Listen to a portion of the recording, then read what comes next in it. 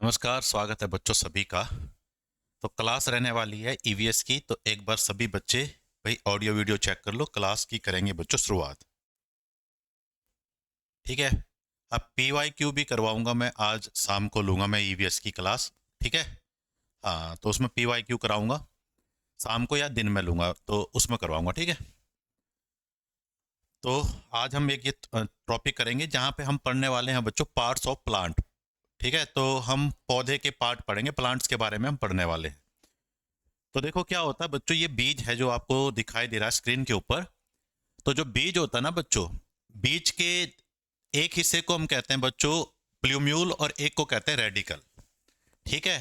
तो यहाँ आप देख पा रहे हो इमेज के अंदर, ये जो आपको इमेज दिखाई दे रही है। ठीक है। तो यहाँ पे प्लूम्यूल है बच्चों, प्लूम्यूल। और प्लूम्यूल वो हिस्सा होता है बच्चों जिससे आपका तना, पत्ते वगैरह ये डेवलप होते हैं बच्चों। और रेडिकल वो हिस्सा होता है बच्चों, यहाँ रेडिकल है, रेडिकल से हमारे पास जड़ होती है। तो क्या कहेंगे बच्चों हम? Plumule, plumule. ठीक है, प्लूम्यूल। और हिंदी में कहेंगे बच्चों इसे प्रारंकुर। प्रारंकुर क्या होता है बच्चों? प्रारंकुर बीज का वो हिस्सा होता है, प्रारंकुर कहते हैं प्लूम्यूल को हिंदी में। ठीक है। तो बीज का वो हिस्सा बच्चों, बीज का भाग, बीज का भाग जिससे क्या होगा बच्चों, जिससे तना विकसित होगा बच्चों, जिससे तना, जिससे तना विकसित होगा, जिससे तना विकसित होगा बच्चों, उसे कहेंगे बच्चों प्लूम्यूल और हिंदी में कहेंगे प्रारंकुर। ठीक है। तो बीज का वो हिस्सा बच्चों जिससे तना विकसित होता है, उसे हम क्या कहते हैं बच्चों? प्लूम्यूल कहते हैं। डन है ये बात। उसके बाद बच्चों दूसरी चीज होती है रेडिकल। ठीक है। तो यहाँ पे प्लूम्यूल कौन सा है? देखो, जो यहाँ से ये तना विकसित हो रहा है। ठीक है। तो ये आपके बच्चों बीज पत्र है, बाहर निकल रहे हैं, ये तो ये प्लूम्यूल होता है बच्चों, यहाँ से तना विकसित होगा। ठीक है। उसके बाद बच्चों क्या होगा? रेडिकल। रेडिकल क्या है बच्चों? रेडिकल, रेडिकल वो हिस्सा है बच्चों जिसे हम कहेंगे मूलांकुर। और मूलांकुर वो हिस्सा होगा बच्चों जिसे जड़ विकसित होगी बच्चों। मूलांकुर क्या होगा? बीज का वो भाग जिससे, बीज का भाग, बीज का भाग, ठीक है, जिससे, जिससे जड़ विकसित होगी, जिससे जड़ विकसित होगी, जड़ विकसित। ठीक है। और जो जड़ मूलांकुर से विकसित होती है ना बच्चों, उसे हम प्राथमिक जड़ या मूल जड़ या टेप रूट कहते हैं बच्चों। तो जो मेन रूट होती है ना, जो मेन जड़ होती है, वो मूलांकुर से ही निकलती है, जिससे जड़ विकसित होती है बच्चों। ये दोनों बातें आपको समझ आई? तो जिससे जड़ विकसित होती है बीज के उस हिस्से को कहते हैं मूलांकुर। और जिसे तना और ऊपर वाले हिस्से बाकी चीज विकसित होते हैं उसको कहते हैं प्रारंकुर। तो मूलांकुर और प्रारंकुर मेरे ख्याल से तुम बात समझ गए होंगे क्या होते हैं बच्चों।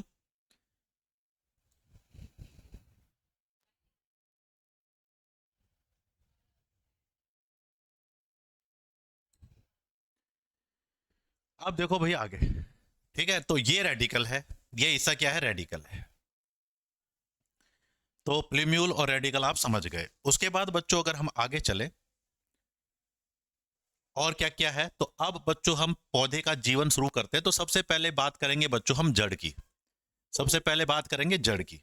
अब बच्चों जड़ दो प्रकार की जड़ होती है पौधे के अंदर। पौधे के अंदर जो जड़ है बच्चों, वो दो प्रकार की जड़ होती है। एक होती है बच्चों टेप रूट, जिसे हम कहते हैं बच्चों टैप रूट, मुख्य जड़। तो ये मुख्य जड़ वो होती है बच्चों जो आपकी किससे विकसित होगी? जो मूलांकुर से विकसित होती है बच्चों, जो मूलांकुर से विकसित होगी, मूलांकुर से विकसित होती है बच्चों। ठीक है। तो वो होती है बच्चों आपकी मुख्य जड़ या प्राथमिक जड़ भी इसे कहते हैं। तो टेप रूट क्या होती है बच्चों? जो मूलांकुर से विकसित हो। और मूलांकुर को इंग्लिश में क्या कहते हैं बच्चों? रेडिकल। तो जो रेडिकल से जड़ विकसित होती है बच्चों, उसे हम टैप रूट कहते हैं, मुख्य जड़ कहते हैं। ठीक है। मूल जड़ भी इसे कहते हैं। मूल जड़, भाई मूल भी कह दोगे तो कोई दिक्कत नहीं है, मूल जड़ भी इसे कह सकते हैं, प्राथमिक जड़ भी आप इसे कह सकते हो। ठीक है। मूल जड़ कह लो, प्राथमिक जड़ भी इसी को कहेंगे बच्चों, प्राथमिक जड़ भी इसी को कहेंगे। समझ गए? तो जो मूलांकुर से विकसित होगी वो आपकी प्राथमिक जड़ है बच्चों। दूसरी होती है बच्चों एडवेंटिशियस रूट, जिसे हम कहते हैं बच्चों अपस्थानिक जड़ या सहायक जड़ भी इसे कहते हैं, सहायक जड़ भी कहते हैं। और ये मूलांकुर से विकसित नहीं होगी बच्चों, जो मूलांकुर से विकसित नहीं होगी, जो पौधे, जो मूलांकुर को छोड़ के, मूलांकुर को छोड़कर अन्य भाग से विकसित होगी। ठीक है, मूलांकुर को छोड़कर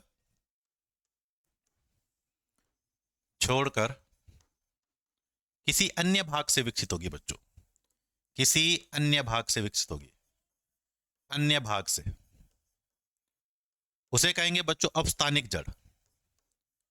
अपस्थानिक जड़, फिर अपस्थानिक जड़ अलग अलग तरह की हो सकती है। ठीक है, तो अपस्थानिक जड़ का जैसे मैं तुम्हें उदाहरण दूं, जैसे बरगद के पेड़ के अंदर आपको दिखाई देती है, बरगद के पेड़ के अंदर, बरगद के पेड़ में, ठीक है, बरगद के पेड़ में जो उसकी बाहर से जो मूछें जैसी लटकी होती है, वो आपकी बच्चों अपस्थानिक जड़ का उदाहरण है। तो दो प्रकार की जड़ है, मेन जड़ जो किससे विकसित होगी बच्चों, मूलांकुर से विकसित होगी, और मूसला जड़ कौन सी होती है बच्चों, जो मूलांकुर के अलावा किसी अन्य भाग से विकसित होगी। जो बरगद के पेड़ के अंदर आपको जड़ दिखाई देती है वो अपस्थानिक जड़ है बच्चों। अब तो ये तो हमने बात की बच्चों जड़ किससे विकसित होती है। अब लोकेशन के हिसाब से जड़ के पार्ट होते हैं बच्चों। लोकेशन का मतलब कहाँ है जड़, ठीक है, तो लोकेशन के हिसाब से जड़ जमीन के नीचे है, जमीन के ऊपर है, आधी जमीन के नीचे है, आधी जमीन के ऊपर है। तीन प्रकार की जड़ मैन होगी बच्चों। एक होगी बच्चों अंडरग्राउंड रूट बच्चों, ये किसके हिसाब से बच्चों, लोकेशन के हिसाब से। भूमिगत जड़ें जो जमीन के नीचे पाई जाती है बच्चों, जो जमीन के नीचे, जमीन के नीचे, जमीन के नीचे, ठीक है। और ज्यादातर पौधों के अंदर भूमिगत जड़ होती है बच्चों, जमीन के नीचे, जमीन के नीचे होती है। जैसे बच्चों आप कोई भी देख लो, जैसे आम का पेड़ है, आम के अंदर आपकी भूमिगत जड़ होगी। जैसे गेहूं है, गेहूं के अंदर भूमिगत जड़ होगी। तो जैसे इन पौधों के अंदर आपकी भूमिगत जड़ पाई जाती है, मोस्टली पौधों के अंदर जमीन के नीचे जड़ पाई जाती है, जिन्हें हम भूमिगत जड़ कहते हैं बच्चों। उसके बाद बच्चों एरियल रूट्स बच्चों, एरियल रूट्स, एरियल का मतलब होता है वायवीय जड़, वायवीय या वायुवीय जड़, ठीक है। वायवीय भी कह सकते हो और वायुवीय भी कह सकते हो, ऊ की मात्रा भी लगा दोगे तो कोई बात नहीं भाई। तो ऐसी जड़ बच्चों जो हवा में पाई जाएगी, हवा में, यानी जमीन से ऊपर मिलेगी, हवा में मिलेगी, जड़ ही हवा में मिलेगी। तो जो हवा में आपको जड़ पाई जाएगी, जो हवा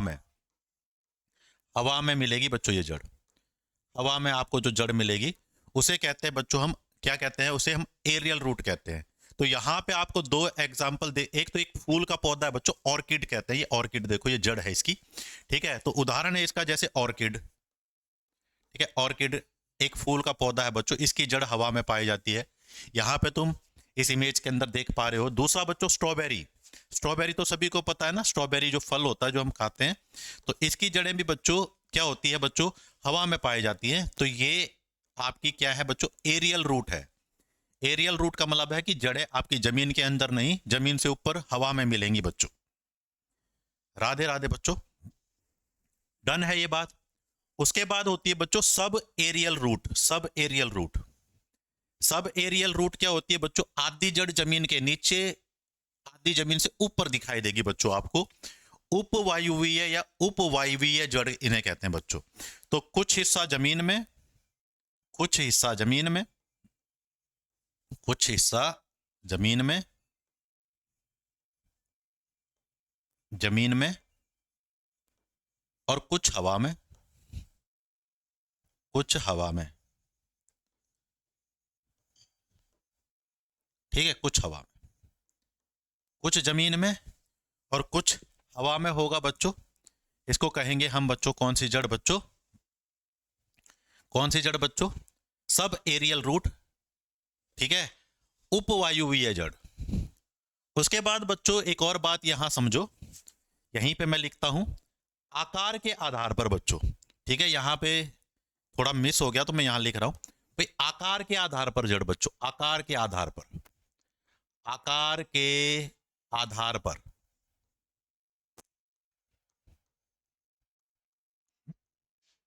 कई बार भाई आकार के आधार पर जड़ों के प्रकार भी पूछे जाते हैं, स्पेशली ईवीएस के अंदर बच्चों, ठीक है, आकार के आधार पर। तो आकार के आधार पर एक होगी बच्चों शंकुरूपी जड़, शंकु के आकार की होगी बच्चों, जिसे हम कॉनिकल रूट कहेंगे, शंकुरूपी, ठीक है, शंकुरूपी जड़। और शंकु को क्या कहते हैं, कौन, तो इंग्लिश में कहेंगे बच्चों कॉनिकल रूट। एक होगी कॉनिकल रूट बच्चों, तो कौन के आकार की होगी, ये कैसे आकार की होगी बच्चों, कौन के आकार की होगी।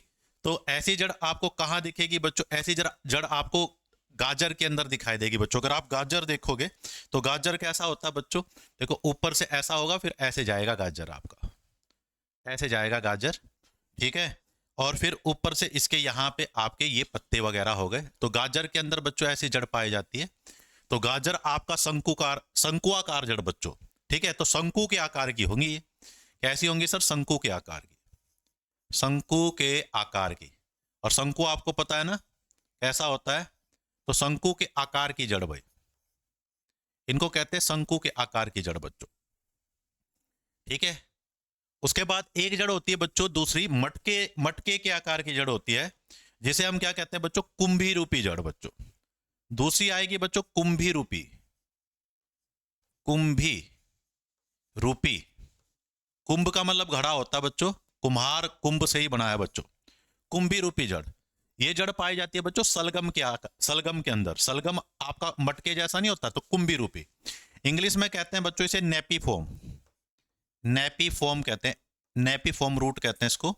और ये बच्चों पाई जाती है सलगम में, ये मटके की तरह होती है सलगम। अगर आपने देखी होगी तो कुछ ऐसी होती है सलगम, ठीक है। सलगम कुछ ऐसी होती है बच्चों। तो सलगम के अंदर जो जड़ पाई जाती है सलगम के अंदर, ठीक है, वो कौन सी जड़ पाई जाती है बच्चों? आपकी मटके रूपी जड़ पाई जाती है, कुंभी रूपी जड़ पाई जाती है, ठीक है।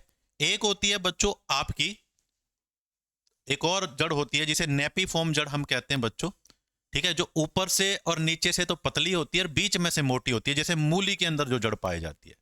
तो वो तीसरे प्रकार की जड़ है, ठीक है। उसको क्या कहेंगे, उसको भी यहां पे देख लो थोड़ा सा। तो एक जड़ होगी बच्चों हमारे पास, इसको मिटा दो,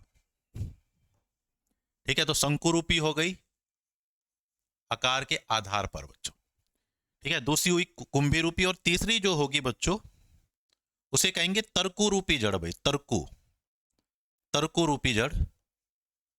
और इंग्लिश में कहेंगे फ्यूजी फॉर्म बच्चों, इंग्लिश में क्या कहेंगे? Fuji form.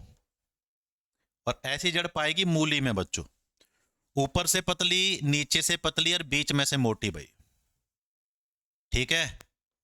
जैसे मूली होती है हमारी, मूली और गाजर की स्ट्रक्चर अलग है। मूली देखो ऊपर से भी पतली है, नीचे से पतली, बीच में से मोटी है। तो मूली में ये पाई जाती है बच्चों, मूली में, मूली में पाई जाती है।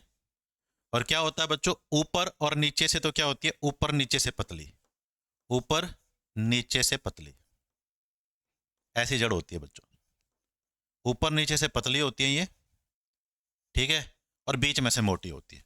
तो आकार के आधार पे भी बच्चों हम जड़ों का वर्गीकरण कर सकते हैं। तो अगर आपसे पूछे भाई गाजर कैसी जड़ है, तो शंकुरूपी है। सलगम पूछे तो कुंभी रूपी है मटके के आकार की, और मूली पूछे तो तर्कु रूपी है, ऊपर नीचे से पतली है सर, बीच में से मोटी है। तो ये भी बच्चों जड़ आकार के आधार पर ये कहां पर पाई जाती है। और पहले वाली क्या थी? उत्पत्ति किससे होती है। तो ये भाग पार्ट हुए बच्चों जड़ के। उसके बाद आ जाओ भाई तना, ठीक है, तना। तो तने के भी अलग अलग पार्ट होते हैं बच्चों। मुख्य रूप से भाई एक तो तना तो ज्यादातर हवा में पाया जाता है, तो उसे एरियल स्टेम कहेंगे। जिस प्रकार एरियल रूट थी ना, उसी प्रकार एरियल स्टेम कहेंगे बच्चों। तो हवा में मिलने वाला तना बच्चों, ठीक है, हवा में मिलने वाला तना, ठीक है, वायवीय तना। अब जो हवा में मिलने वाला तना होता है, इसके भी दो भाग हैं बच्चों। एक शाखीय तना होता है, ठीक है, हर्बेसियस स्टेम कहते हैं। शाखीय तना क्या होता है बच्चों? ये तना आपका हरे रंग का होता है, ज्यादा मोटा नहीं होता, लकड़ी नहीं बनती इसकी, ठीक है, सॉलिड नहीं होता ज्यादा, तो शाखीय तना कहते हैं। कोमल होता है भाई, ये कोमल होता है, वह हरा तना होता है। ये पाया जाता है जैसे गेहूं और सरसों के अंदर। सॉफ्ट एंड ग्रीन होता है, जैसे यहां तुम्हें ये तना दिखाई दे रहा है बच्चों, यहां तुम्हें ये तना दिखाई दे रहा है। जैसे गेहूं के अंदर देखा होगा तुमने, सरसों के अंदर देखा होगा, जीरे के अंदर देखा होगा, या हमारी जो जड़ी बूटियां होता है पुदीना वगैरह, उनका तना देखा होगा, ऐसा हरा होता है। और हरा होने की वजह से प्रकाश संश्लेषण भी करता है। इसको कहते हैं शाकीय तना, यानी इसकी कठोर लकड़ी नहीं बनेगी। दूसरा होता है बच्चों वुडी स्टेम, वुडी स्टेम। काष्ठीय तना इसे कहते हैं बच्चों। हार्ड होता है और ब्राउन कलर का होता है ये विकसित होने के बाद, ठीक है। कठोर व भूरा तना हो जाता है विकसित होने के बाद, काला भी पड़ जाता है कई बार ये, ठीक है। तो ये पाया जाता है बच्चों जैसे आम के अंदर, नीम के अंदर, जिनके अंदर मोटी लकड़ी बनती है, आम, नीम, शीशम, सफेदा, इनके अंदर बच्चों। डन है ये बात। उसके बाद भाई सबसे इंपॉर्टेंट जो एग्जाम पॉइंट ऑफ व्यू से है, वो है अंडरग्राउंड स्टेम। ये बहुत बार पूछा जाता है बच्चों एग्जाम में, मोस्ट इंपॉर्टेंट है ये, मोस्ट इंपॉर्टेंट भाई, ठीक है। तो अंडरग्राउंड जो स्टेम है तने के जो आपके रूप है जो अंडर जमीन के नीचे पाए जाते हैं और अलग अलग रूप है तने के, उसके अंदर आएगा बच्चों ट्यूबर, राइजोम, बल्ब और कॉर्म। ठीक है, कॉर्म, इनको एक एक करके हम पढ़ेंगे बच्चों। ट्यूबर, राइजोम, बल्ब और कॉर्म ये क्या क्या होते हैं ये हम देखेंगे बच्चों। तो ये बहुत इंपॉर्टेंट है। धन्यवाद नीतीश बच्चे। तो अब इनको देखो एक बार, ठीक है। अब इनमें क्या क्या होगा बच्चों, देखो। कंद क्या होता है बच्चों? कंद होता है बच्चों ऐसा तना, ऐसा तना जो भोजन स्टोर करके फूल जाए, जो भोजन स्टोर करके, भोजन क्या करके बच्चों, स्टोर करके, स्टोर का मतलब भोजन का भंडारण करके, स्टोर करके फूल जाए, फूल जाए, फूल का मतलब स्वेल हो जाए, ठीक है, फूल जाए, उसको कहते हैं बच्चों कंद। और ऐसा तना पाया जाता है बच्चों किसके अंदर? आलू के अंदर। तो आलू एक तना है बच्चों, और आपसे पूछे आलू कैसा तना है तो आप कहोगे सर कंद है। कंद का मतलब है ट्यूबर है आलू। तो आलू क्या है बच्चों? कंद है। कंद का मतलब है ट्यूबर है आलू। तो आलू क्या है बच्चों? कंद है। आलू क्या है बच्चों? कंद है। तो ये याद रखना बच्चों, आलू एक ऐसा तना है जो आपका भोजन स्टोर करेगा और क्या हो जाएगा बच्चों? फूल जाएगा। तो आलू क्या है बच्चों? एक कंद है। आलू क्या है बच्चों? एक कंद है। तो ये आपको ध्यान रखना है। तो आलू कैसा तना है बच्चों? आपका कंद। ठीक है, समझ गए? आलू क्या करता है? भोजन स्टोर करता है, स्टोर करके फूल जाता है। आलू के अंदर आपने देखा होगा बच्चों आंख पाई जाती है और उससे नया पौधा भी उग सकता है बच्चों, उसमें से कली फूट के नया पौधा। तो आलू किसका उदाहरण है? कंद। राइजोम क्या होता है बच्चों? जिसे परकंद कहते हैं, ये भी तना है बच्चों, ठीक है, ये भी तना है। और ये आपका बच्चों हॉरिजॉन्टल है, हॉरिजॉन्टल। हॉरिजॉन्टल तना ऐसा हॉरिजॉन्टल ऐसा होता है बच्चों जो ऐसे चलेगा। हॉरिजॉन्टल कैसे मूव करेगा? ऐसे। और वर्टिकल जो ऊपर की तरफ जाएगा, तो ये ऐसे हॉरिजॉन्टल विकसित होगा बच्चों। तो हॉरिजॉन्टल रूट, रूट नहीं सॉरी, स्टेम, हॉरिजॉन्टल स्टेम, ठीक है। तो ये आपका क्या है बच्चों? स्थितिज दिशा में गति करेगा, ऐसे विकसित होगा, ये एक्स एक्सिस के अलोंग विकसित होगा, ठीक है। और ये भी क्या करेगा बच्चों? ये भी भोजन स्टोर करेगा, भोजन स्टोर करेगा, स्टोर करेगा, ले, ठीक है। दूसरी बात बच्चों, इस पे आपको नोड मिलेंगे, नोड पाए जाएंगे इस पे, और इस पे बच्चों जड़ें भी विकसित हो जाती है। जब ये थोड़ा बड़ा हो जाता है ना ये तना, तो इस पे अपस्थानिक जड़ विकसित हो जाएगी बच्चों, ठीक है। इस पे क्या होगी? इस पर, इस पर अपस्थानिक जड़ विकसित होगी बच्चों, अपस्थानिक जड़ विकसित हो जाएगी इस पर। इस पर क्या होगी बच्चों? इस पर अपस्थानिक जड़ विकसित होगी बच्चों। इसको कहते हैं बच्चों राइजोम। अब आपको थोड़ा समझ आएगा। जैसे मान लो इसका मैं उदाहरण दूं राइजोम का, जैसे हल्दी होगी भाई, हल्दी भी तना है भाई, बहुत इंपॉर्टेंट है ये। हल्दी और अदरक सबसे ज्यादा पार पूछे जाते हैं। और हो गया भाई अदरक। तो हल्दी और अदरक बच्चों दोनों ही तने हैं।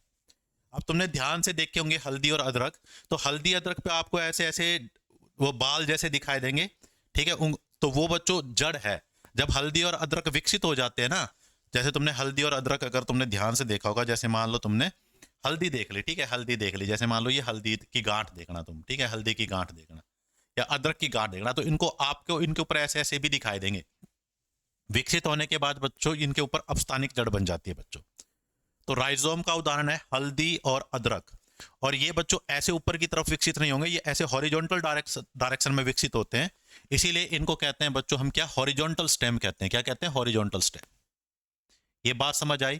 तो हल्दी और अदरक भी तना है। क्या कहेंगे? इंग्लिश में कहेंगे राइजोम, हिंदी में कहेंगे परकंद। आलू भी तना है, हिंदी में कहेंगे कंद। उसके बाद होता है बच्चों अगले प्रकार का तना होता है बच्चों सल्क कंद, ठीक है। और इसके उदाहरण है बच्चों प्याज और लहसुन भाई, प्याज और लहसुन। तो प्याज और लहसुन ये क्या होते हैं बच्चों? एक विशेष प्रकार के सल्क पत्रों से मिलकर बने होते हैं। देखो सल्क पत्र, सल्क पत्रों से बने होते हैं, सल्क पत्रों से बने होते हैं, सल्क पत्रों से विकसित। सर सल्क पत्र क्या होते हैं? सल्क पत्र क्या होते हैं सर? तो ऐसा तना बच्चों जो सल्क पत्रों से विकसित होगा। अगर आपने प्याज ध्यान से देखा होगा, अगर आपने प्याज देखा होगा, तो प्याज के अंदर क्या होता है बच्चों? जैसे मान लो ये हमारा तना है, और यहां से बच्चों जो अलग अलग लेयर होती है, जैसे एक लेयर ये हो गई, एक लेयर ये हो गई, इसके बाहर एक और परत है, ठीक है, इसके बाहर एक और परत है, ऐसे प्याज बनता है। और जड़ इसकी अलग नीचे होती है यहाँ पे। तो जो ये अलग अलग लेयर है ना, इनको सल्क पत्र कहते हैं बच्चों, इनको सल्क पत्र कहते हैं, स्केली लीव कहते हैं, इंग्लिश में कहते हैं स्केली लीव। ठीक है, तो स्केली लीव्स कहते हैं, तो इनसे ये बनता है बच्चों स्केली लीव्स, स्केली लीव्स। ठीक है, तो सल्क पत्रों से जो तना बना है बच्चों, उसे कहते हैं सल्क कंद। और उदाहरण है सर इसका प्याज और लहसुन, प्याज और लहसुन। ठीक है,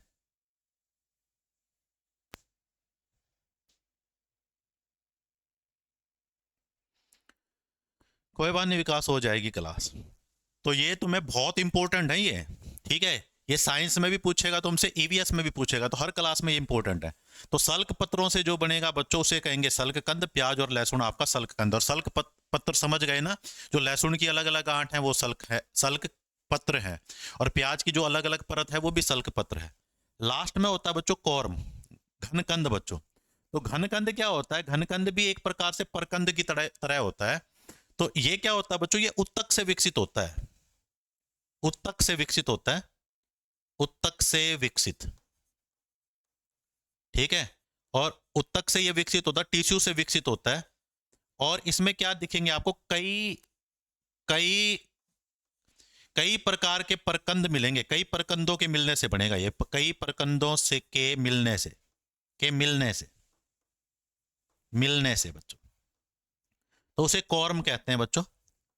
यानी जैसे क्या होता है राइजोम के अंदर, तो जैसे एक गांठ दिखाई दे रही है, इसमें आपको बहुत सारी दिखाई देंगी, इसमें आपको बहुत सारी गांठ ऐसे दिखाई देंगी बच्चों, बहुत सारी दिखाई देंगी, बहुत सारे।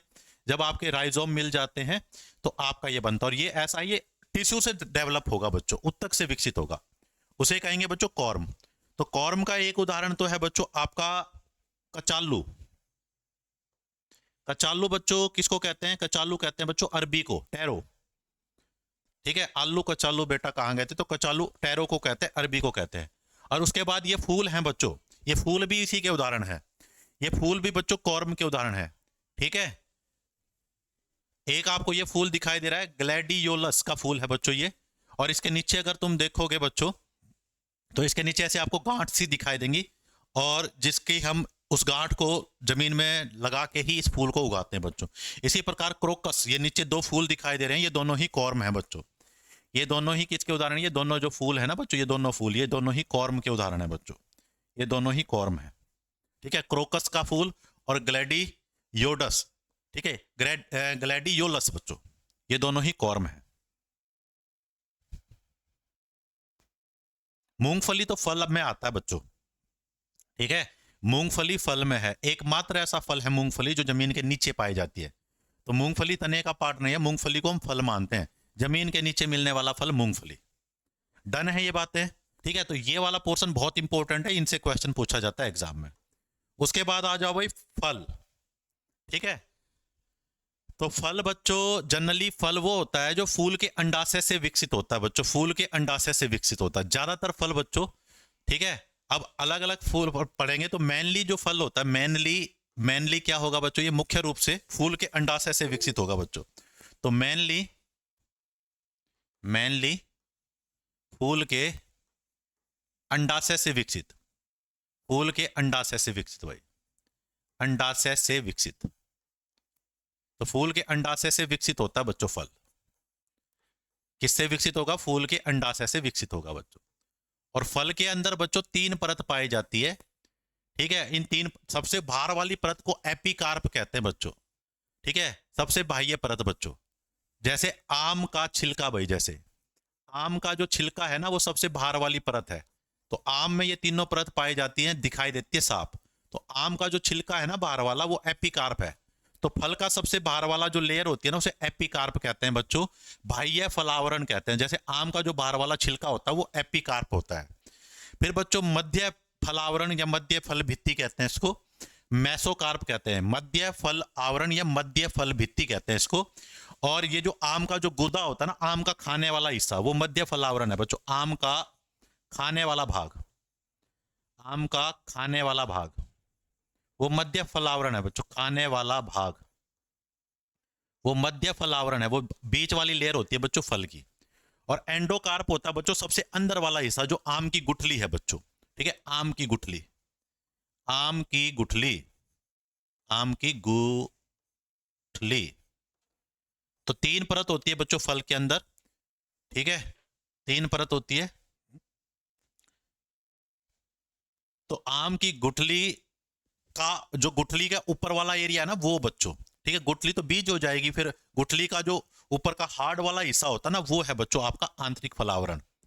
ठीक है, तो सबसे अंदर वाली लेयर है, उसके बाद बीज आ जाएगा, गुठली के अंदर क्या होगा, बीज होगा। ठीक है, तो पूरी गुठली नहीं बच्चों, गुठली का ऊपर वाला हिस्सा होगा आपका आंतरिक फलावरण। तो ये 3 पार्ट होते हैं बच्चों। सबसे ऊपर वाले को कहेंगे आपका, क्या कहेंगे बच्चों, एपिकार्प, मेसोकार्प और एंडोकार्प। इंग्लिश में नाम देख लो, हिंदी में तो आसान सी बात है बच्चों, बाहर वाला हिस्सा बाह्य फलावरण, ठीक है, मध्य वाला हिस्सा मध्य फलावरण या मध्य फल भित्ति, और अंदर वाला आंतरिक आवरण या आंतरिक फल भित्ति बच्चों। तो ये 3 लेयर होती हैं बच्चों फल की। अब फल बच्चों अलग अलग प्रकार के होते हैं, कुछ मेन प्रकार के फल मैं तुम्हें बता देता हूं बच्चों। ठीक है, तो टाइप्स ऑफ फ्रूट, तो मैंने यहाँ पे 4 टाइप के फ्रूट्स आपको मेंशन कर रखे हैं, एक बार आप इनको देख लो। अब इनके बारे में हम बात करेंगे बच्चों।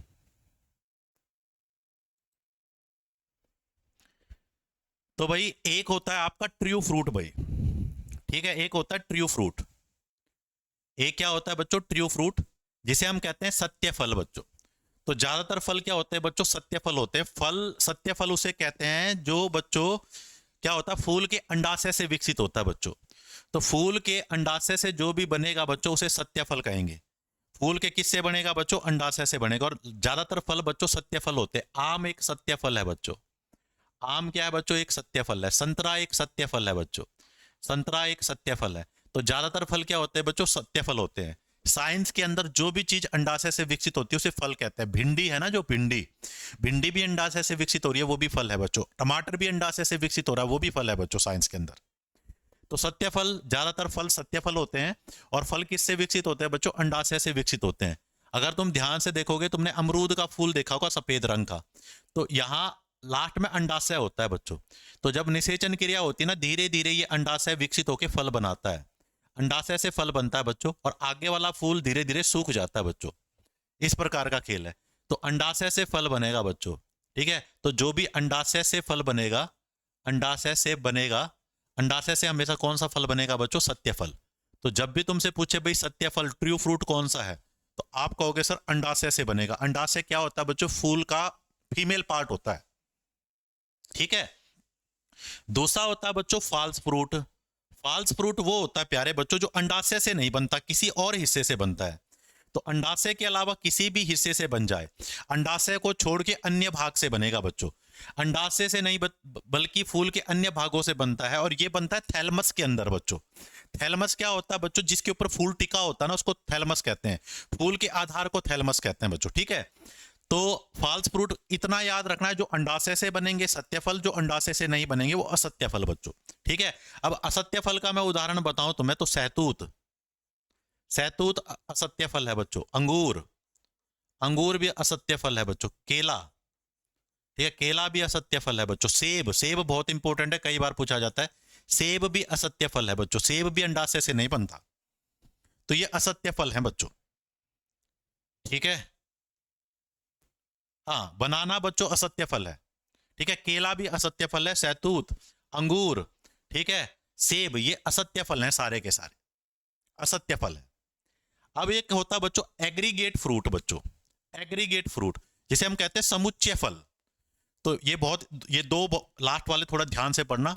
एग्रीगेट फ्रूट बच्चों, समुच्चय फल, एक फूल के अनेक अंडाशय से बनेगा। फूल एक होगा, बहुत सारे अंडाशय होंगे उसके अंदर, फूल के अंदर बहुत सारे अंडाशय हो सकते हैं।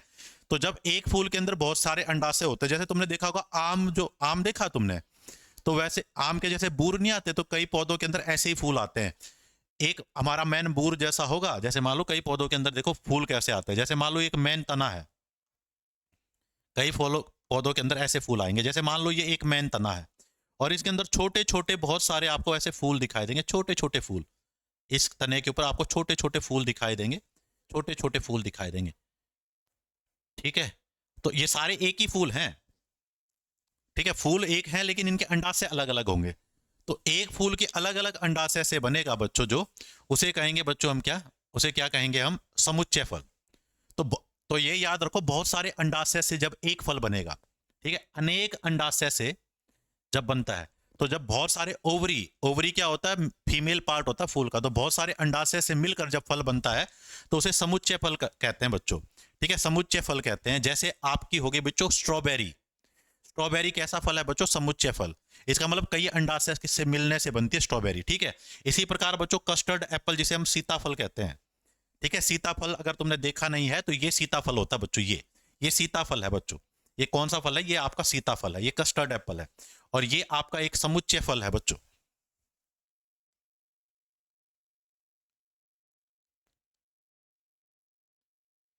यही तो सोनी थोड़ा दिक्कत है, तो अब कोशिश अब यही टाइम रखूंगा मैं, ठीक है। हाँ, इतनी बात समझ गए तुम। तो सीताफल क्या है, एग्रीगेट फ्रूट बच्चों, समुच्चय फल। समुच्चय फल क्या होता है बच्चों, कई अंडाशय से मिलकर बनेगा। ठीक है, अब एक ऐसा फल होता है जो कई फूलों से मिलकर बनता है, उसे कहते हैं बच्चों आपका कंपोजिट। Composite, multiple. तो मल्टीपल फ्रूट या कंपोजिट फ्रूट या संयुक्त फल या बहुफल। बहु का मतलब है बहुत सारे फूल भाई। ठीक है, बहु को फूल चाहिए, तो बहु बहुत सारे फूलों से मिलकर जो फल बनेगा उसे बहुफल कहेंगे या संयुक्त फल कहेंगे। तो पुष्प क्रम के अनेक फूलों से मिलकर बनेगा, तो जब कई फूल मिलकर एक फल बनाएंगे तो उसे कहेंगे बच्चों हम संयुक्त फल। और उदाहरण है इसका बच्चों पाइन एप्पल, ठीक है, अनानास और अंजीर बच्चों। तो अंजीर और अनानास आपके संयुक्त फल है, और स्ट्रॉबेरी और आपके सीताफल आपके एग्रीगेट फ्रूट हैं बच्चों। तो ये चार प्रकार के फ्रूट आपको याद रखने हैं। और ये बच्चों आपका अनानास है, अनानास कह रहा हूं, अंजीर है बच्चों ये। तो ये अंजीर है ये, ठीक है, ये अंजीर। और बहुत बढ़िया होता है ये, सर्दियों में लोग अंजीर खाते हैं ताकत के लिए। हाँ, बहू को फूल चाहिए, तो बहु फल जो बहुत सारे फूलों से मिलकर बनेगा। डन है ये। अब बच्चों एक और चीज ईवीएस में पूछी जाती है कि कौन से पौधे का कौन सा हिस्सा हम खाते हैं। ठीक है, तो मैंने यहां लिखे हैं बच्चों, एक बार ये और देख लो तुम बच्चों। तो पत्ती हम किस किस का यूज करते हैं बच्चों, पत्ती से क्या क्या बनता है बच्चों। तो पत्ती हम यूज करते हैं बच्चों किसकी, चाय की। बतो ये तो सभी को पता है, चाय पत्ती। पुदीना और पालक भाई, ये हम पत्ते खाते हैं, इनके इनके पत्ते यूज करते हैं बच्चों। तो चाय पत्ती, ठीक है, तो चाय पत्ती से प्राप्त की जाती है पुदीना और पालक भाई। फूल किस किस के खाते हैं, तो ये फूल वाला बहुत इंपॉर्टेंट है बच्चों। ये केसर भाई बहुत इंपॉर्टेंट है, स्टार लगा रहा हूं, ये कई बार एग्जाम में पूछा जाता है, केसर। ठीक है, तो फूल का वर्तिकाग्र बच्चों, फूल का वर्तिकाग्र से ये प्राप्त किया जाता है। ठीक है, हाँ, जिसे हम क्या कहते हैं बच्चों, स्टिग्मा कहते हैं, स्टिग्मा। इंग्लिश में क्या कहते हैं इसको, स्टिग्मा। तो फूल के स्टिग्मा से प्राप्त किया जाता है। तो फूल का जो वर्तिकाग्र होता है ना बच्चों, उससे केसर प्राप्त किया जाता है। तो कई फूलों के वर्तिकाग्र निकालने से थोड़ा सा केसर बनता है, इसलिए जो असली केसर होता है ना बहुत महंगा होता है। और केसर के कई यूज हैं। प्रेगनेंसी के दौरान महिलाओं को केसर खिलाया जाता है, कहते हैं केसर खाने से बच्चा गोरा पैदा होता है। ठीक है, तो ये ऐसा मानना है बच्चों। ठीक है, तो केसर बहुत इंपॉर्टेंट है बच्चों, सैफरन जिसे हम कहते हैं, फूल से प्राप्त किया जाता है। और अगर आपसे पूछे फूल के कौन से हिस्से थे, तो फूल के वर्तिकाग्र से बच्चों। उसके बाद बच्चों लौंग, जिसे क्लोव हम कहते हैं, ठीक है, लौंग द लस्कारा, ये भी बच्चों फूल से प्राप्त किया जाता है, और फूल की कली से प्राप्त किया जाता है। कली क्या होती है बच्चों, फूल की अविकसित अवस्था, फूल खिलने से पहले कली होता है बच्चों।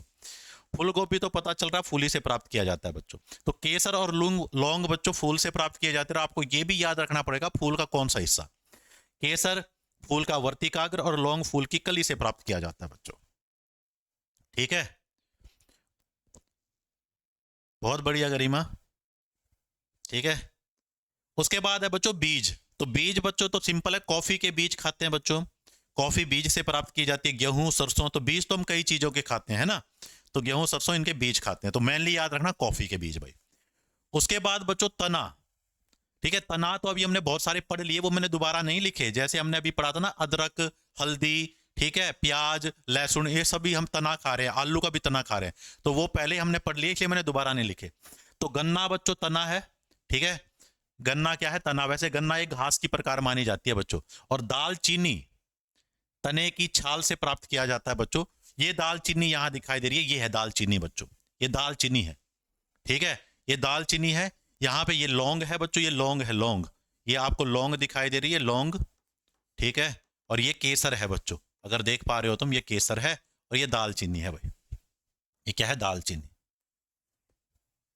तो दालचीनी बच्चों किससे प्राप्त किया जाता है? छाल से प्राप्त की जाती है, तने के।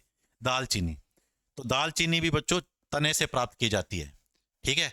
और फल किस किस का खाते हैं बच्चों हम? काली मिर्च बच्चों फल है, बहुत इंपॉर्टेंट। काली मिर्च फल है, मिर्च भी फल है और टमाटर भी फल है।